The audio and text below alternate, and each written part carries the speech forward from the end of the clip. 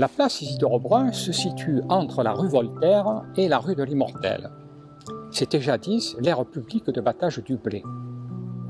Si la vignoble, le vin, la tonnellerie furent des éléments de prospérité de Bandol, le blé, évidemment, était indispensable à la vie de la communauté. Au cours du XVIIIe siècle, il y eut des pénuries de blé. Mais on ne retrouve aucune trace de famine ni de disette, car les tartanes bandolaises allaient chercher le blé manquant jusqu'au port de Marseille. La technique de culture du blé se faisait suivant la méthode de houlière, c'est-à-dire qu'on plantait, on semait le blé entre deux rangées de vignes ou vice-versa, on plantait les vignes entre deux bandes de blé. La moisson se faisait au plus fort de l'été, lors de la plus grande chaleur, généralement au mois d'août, à la faux et à la faucille. Le moulin, quant à lui, était solidement implanté sur la falaise qui domine le port. À ses côtés se trouvait une tour cylindrique où l'on pouvait stocker les sacs de blé avant passage au moulin, puis les sacs de farine. La place de l'Aire fut également, pendant un certain temps, la cour de récréation de l'école de filles qui était située au 6 rue de l'Immortel, dans un bâtiment appelé le monastère et dirigé par les dames du Bon Pasteur. Cette école deviendra l'école communale de filles en 1859. La place de l'Aire fut ensuite baptisée place Isidore-Brun, maître tonnelier. Le conseil municipal voulant ainsi honorer celui qui a fait don de ce terrain à la commune. En 1783, le curé Jean-Baptiste Gardon voulut édifier une chapelle sur le flanc ouest de l'église Saint-François de Sales, une chapelle en tout point identique à celle située sur le flanc est, la chapelle Saint-Elme, qui était dédiée aux gens de la mer. Cette chapelle fut construite également par Joseph Suquet ainsi que son fils, qui portait le même prénom. Cette chapelle, dite de Saint-Vincent de Paul, fut consacrée à la confrérie de la Charité ou des pénitents noirs, constitués essentiellement par des vignerons et des tonneliers. Il existe dans Bandol une rue des tonneliers, jadis appelée rue Saint-Vincent, et qui vient mourir sur la chapelle du même nom, mais il existait à l'époque des tonneliers qui travaillaient dans toutes les rues de Bandol et qui en faisaient l'animation. On entendait le bruit des masses qui tapaient sur les cerceaux pour les faire glisser le long des ventres des barriques. En 1850, on compte dans Bandol une quinzaine d'ateliers de tonnellerie qui rassemblent environ 300 artisans tonneliers sur une population de 1600 habitants. Le tonnelier le plus important était évidemment maître Isidore-Brun. Cet atelier se situait dans l'actuelle rue Gabriel-Péry, c'était la maison Tolosan. Pour répondre aux demandes, qui étaient très importantes, ces tonneliers devaient importer des matières premières. Ainsi, en 1873, Isidore-Brun possédait 2 bateaux, la Marie, dirigée par le capitaine Allègre, et le jeune Baptistin, dirigé par le capitaine Prébois.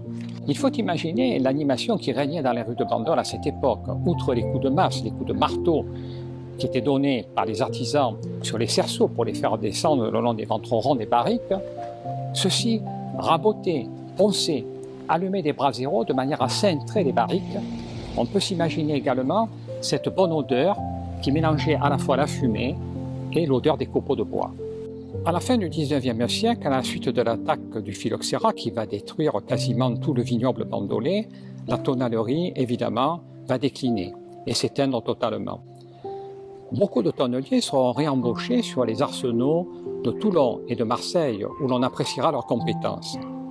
Seuls resteront à Bandol un petit nombre de tonneliers compte tenu de leur âge et également de leur charge de famille.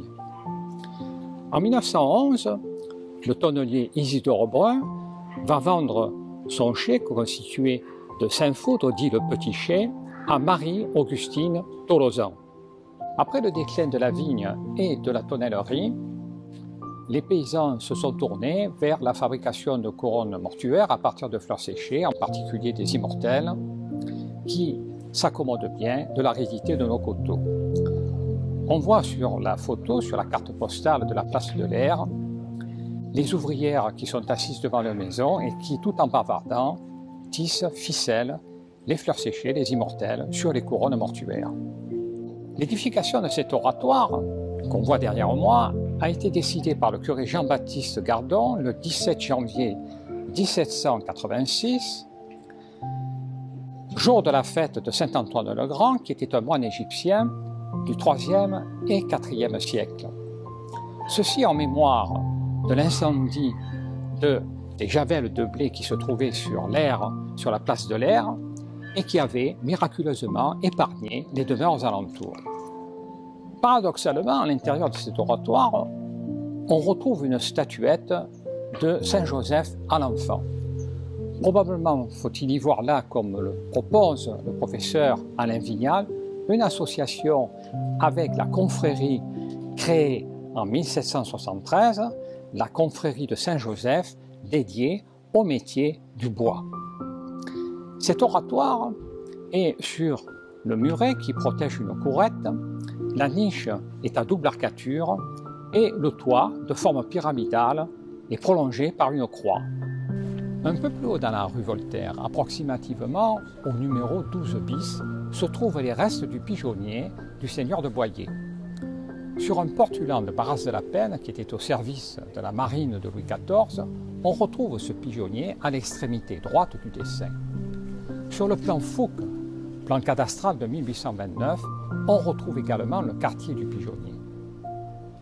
Le quartier du Pigeonnier est probablement le quartier le plus ancien de Bandol. Ainsi, la place de l'Aire est un nœud de circulation entre ce qu'était la rue du Puy-de-Noyer et la montée Cavaillon, c'est-à-dire l'actuelle rue Voltaire et son prolongement, et la rue de l'Escourche, qui est devenue la rue de l'Immortel.